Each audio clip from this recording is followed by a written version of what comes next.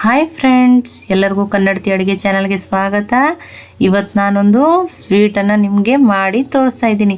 ಯಾವಾಗಾದರೂ ನಿಮಗೆ ಸ್ವೀಟ್ ತಿನ್ಬೇಕನ್ಸಿದ್ರೆ ಇದನ್ನು ನೀವು ಕ್ವಿಕ್ಕಾಗಿ ಈಸಿಯಾಗಿ ತುಂಬಾ ಟೇಸ್ಟಿಯಾಗಿ ಮಾಡ್ಕೋಬೋದು. ಮತ್ತು ನಾನಿಲ್ಲಿ ಯೂಸ್ ಮಾಡೋ ಇಂಗ್ರೀಡಿಯೆಂಟ್ಸ್ ಅಂತೂ ನಿಮ್ಮ ಕಿಚನ್ದಾಗ ಇದ್ದೇ ಇರ್ತಾವ್ರಿ. ಇದು ಮಕ್ಳಿಗೂ ದೊಡ್ಡವ್ರಿಗೂ ಎಲ್ಲರಿಗೂ ತುಂಬಾ ಇಷ್ಟ ಆಗುತ್ತೆ. ನನ್ನ ಸ್ಟೈಲಲ್ಲಿ ಒಮ್ಮೆ ನೀವು ಇದನ್ನು ಖಂಡಿತನೂ ಟ್ರೈ ಮಾಡಿ ನೋಡಿರಿ. ನೋಡಿ, ನಾನಿಲ್ಲಿ 10 ರೂಪೀಸದ್ದು ಒಂದು ಪಾರ್ಲೆಜಿ ಬಿಸ್ಕಿಟ್ ಪ್ಯಾಕನ್ನು ತೊಗೊಂಡಿದ್ದೀನಿ. ಇದರಲ್ಲಿರುವ ಬಿಸ್ಕೆಟ್ಗಳನ್ನು, ಈ ಪ್ಯಾಕಲ್ಲಿರೋ ಬಿಸ್ಕೆಟನ್ನು ಓಪನ್ ಮಾಡಿ ಇಲ್ಲಿ ಪ್ಲೇಟಲ್ಲಿ ಹಾಕ್ತಾಯಿದ್ದೀನಿ.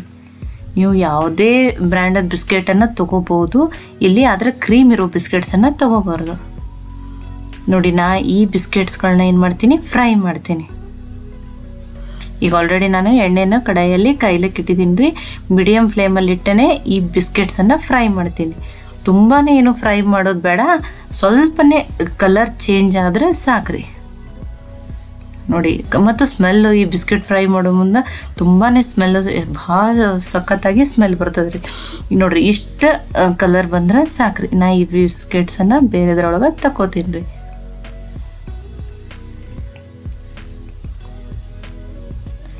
ಇದು ಫ್ರೈ ಮಾಡೋದ್ರಿಂದ ಕಲರ್ ಅಷ್ಟೇ ಅಲ್ಲದೆ ಸ್ವಲ್ಪ ಟೇಸ್ಟೂ ತುಂಬಾ ಚೇಂಜ್ ಆಗ್ತದೆ ರೀ. ಇದ್ರದ್ದು ಏನೋ ಹೊಸ ಥರದ ಒಂದು ಸಖತ್ತಾಗಿರೋ ಟೇಸ್ಟು ಇದಕ್ಕೆ ಬರ್ತದೆ ರೀ.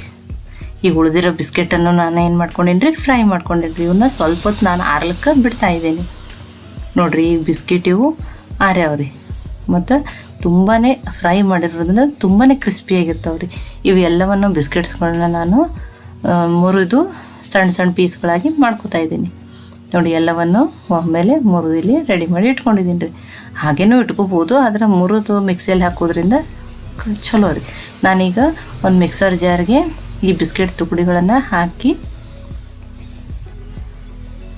ಇದನ್ನು ಗ್ರೈಂಡ್ ಮಾಡ್ತೀನಿ ರೀ.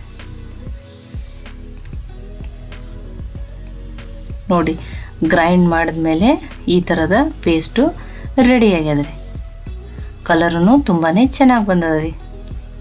ಈಗ ಇನ್ನೊಂದು ಬೌಲಲ್ಲಿ ಒಂದು ಚಿಕ್ಕ ಬೌಲ್ನಷ್ಟು, ಅಂದರೆ ಒಂದು 5 ರಿಂದ 6 ಸ್ಪೂನಷ್ಟು ನಾನಿಲ್ಲಿ ಮಿಲ್ಕ್ ಪೌಡ್ರನ್ನು ತೊಗೊಂಡಿದ್ದೀನಿ. ಯಾವುದೇ ಬ್ರ್ಯಾಂಡದ ಮಿಲ್ಕ್ ಪೌಡ್ರನ್ನು ತೊಗೋಬೋದು. ನಾನು ನಂದಿನಿ ಬ್ರ್ಯಾಂಡದ ಮಿಲ್ಕ್ ಪೌಡ್ರನ್ನು ತೊಗೊಂಡಿದ್ದೀನಿ.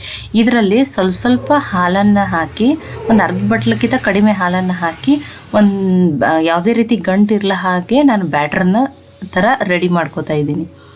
ಗಂಟುಗಳು ಉಳಿಬಾರ್ದು ರೀ ಇದ್ರೊಳಗೆ. ನೋಡಿ, ಅಷ್ಟು ತುಂಬ ತೆಳುನೂ ಇಲ್ಲ, ತಿಕ್ಕೂ ಇಲ್ಲ, ಈ ರೀತಿ ಹಾಲು ಹಾಕ್ಕೊಂಡು ಇದನ್ನು ರೆಡಿ ಮಾಡ್ಕೊಂಡಿದ್ದೀನಿ. ಈಗ ಒಂದು ಪ್ಯಾನ್ಗೆ ಒಂದು ಅರ್ಧ ಬಟ್ಲಷ್ಟೇ ಸಕ್ಕರೆಯನ್ನು ನಾನು ಹಾಕ್ತಾಯಿದ್ದೀನಿ. ಬಿಸ್ಕಿಟ್ನೂ ಸ್ವೀಟ್ ಇರ್ತದೆ ಮತ್ತು ಹಾಲಿನ ಪೌಡ್ರಲ್ಲೂ ಸ್ವಲ್ಪ ಸ್ವೀಟ್ನೆಸ್ ಇರೋದ್ರಿಂದ ನಾನಿಲ್ಲಿ ಅರ್ಧ ಬಟ್ಲು ಸಕ್ಕರೆ ಮಾತ್ರ ತೊಗೊಂಡಿದ್ದೀನಿ. ಅರ್ಧ ಬಟ್ಲಷ್ಟೇ ನೀರನ್ನು ಹಾಕ್ತಾಯಿದ್ದೀನಿ. ಸಮನಾಗಿ ತೊಗೊಂಡಿದ್ದೀನಿ ರೀ. ಎಷ್ಟು ಸಕ್ಕರೆ ತೊಗೊಂಡಿನಲ್ಲ ಅಷ್ಟೇ ನೀರನ್ನು ತೊಗೊಂಡಿದ್ದೀನಿ. ಈಗ ಸಕ್ಕರೆ ಏನಾಗಬೇಕು ರೀ, ಕರಗಬೇಕು ರೀ. ಈಗ ಸಕ್ಕರೆನೂ ಕರಗ್ಯದ ರೀ. ಮೀಡಿಯಮ್ ಫ್ಲೇಮಲ್ಲಿ ಇಟ್ಟನೇ ಏನು ಮಾಡ್ಬೇಕಂದ್ರೆ ಇದಕ್ಕೆ ಒಂದೆಳೆ ಪಾಕ ಬರ್ಬೇಕು ರೀ. ನಾನು ಫ್ಲೇವರ್ಗಾಗಿ ಒಂದು ಸ್ವಲ್ಪ ಏಲಕ್ಕಿ ಪುಡಿಯನ್ನು ಹಾಕ್ತಾಯಿದ್ದೀನಿ. ನೋಡಿ, ಒಂದು ಸ್ವಲ್ಪ ನೋಡಿರಿ, ಒಂದೆಳೆ ಪಾಕ ನಿಮ್ಗೆ ಪರ್ಫೆಕ್ಟಾಗಿ ನಾನು ಇಲ್ಲಿ ತೋರಿಸ್ತಾ ಇದ್ದೀನಿ. ಇದು ಪರ್ಫೆಕ್ಟಾಗಿ ರೆಡಿ ಆಗ್ಯದ ರೀ. ಈಗ ನಾನು ಆ ಮಿಲ್ಕ್ ಪೌಡ್ರ್ ಏನು ಹಾಲಾಗಿ ಮಿಕ್ಸರ್ ಮಾಡ್ಕೊಂಡಿದ್ದೀನಿ ಅದನ್ನು ಹಾಕ್ತೀನಿ ರೀ. ಇದನ್ನು ಚೆನ್ನಾಗಿ ಮಿಕ್ಸ್ ಮಾಡ್ತೀನಿ ರೀ. ಇದು ಒಮ್ಮೆಲೆ ಹಾಕೋದ್ರಿಂದ ಮತ್ತಷ್ಟು ತಿಳು ಅನ್ನಿಸ್ತದೆ ರೀ.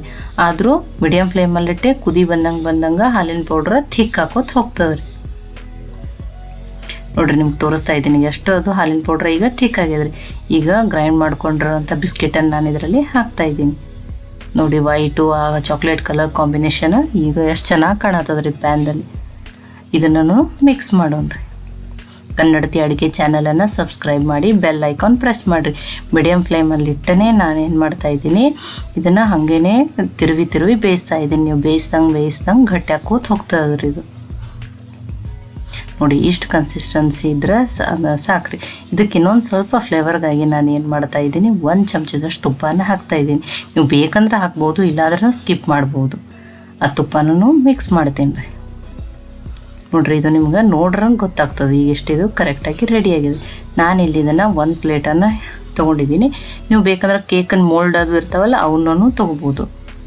ಅಥವಾ ಚಪಾತಿ ತಗಡ ಮೇಲೂ ಈ ಥರ ತುಪ್ಪ ಹಚ್ಚಿನೂ ನೀವು ಅದನ್ನು ತಟ್ಬೋದು.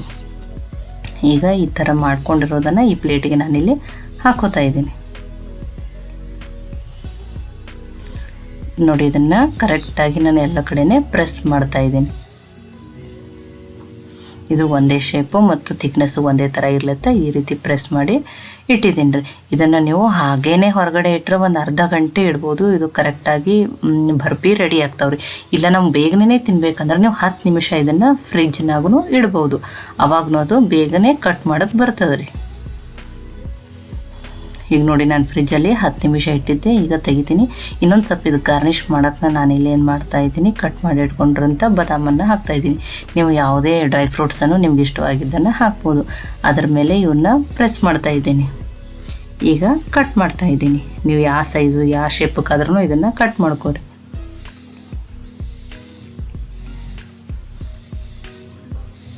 ಇದು ತುಂಬಾ ಡಿಫ್ರೆಂಟ್ ಆಗಿರೋ ಸ್ವೀಟು ಮತ್ತು ಮಿಲ್ಕ್ ಪೌಡ್ರ್ ಹಾಕಿರೋದ್ರಿಂದ ಇನ್ನಷ್ಟು ಇದಕ್ಕೆ ಸಾಫ್ಟ್ನೆಸ್ಸು ಬಂದಿರ್ತದೆ. ನೋಡಿರಿ, ಪರ್ಫೆಕ್ಟಾಗಿ ಬರ್ಫಿ ಎಷ್ಟು ನೀಟಾಗಿ ರೆಡಿಯಾಗಿದೆ ರೀ. ತಿನ್ನೋಕ್ಕೂ ಇದು ಬಿಸ್ಕೆಟಿಂದ ಮಾಡಿರೋದು ಅಂತ ಹೇಳಿ ಗೊತ್ತೂ ಆಗಲ್ರಿ. ನೋಡಿರಿ ಎಷ್ಟು. ಇದನ್ನು ನೀವು ಒಂದ್ಸಲ ಖಂಡಿತನೂ ಟ್ರೈ ಮಾಡಿರಿ. ಈ ರೆಸಿಪಿ ನಿಮ್ಗೆ ಇಷ್ಟ ಆಗಿತ್ತಂದ್ರೆ ಲೈಕ್ ಮಾಡಿ, ಶೇರ್ ಮಾಡಿ, ಕಮೆಂಟ್ ಮಾಡಿರಿ. ಮತ್ತೆ ಒಳ್ಳೆ ರೆಸಿಪಿ ಜೊತೆ ಸಿಗೋಣ. ಎಲ್ಲರಿಗೂ ಧನ್ಯವಾದಗಳು.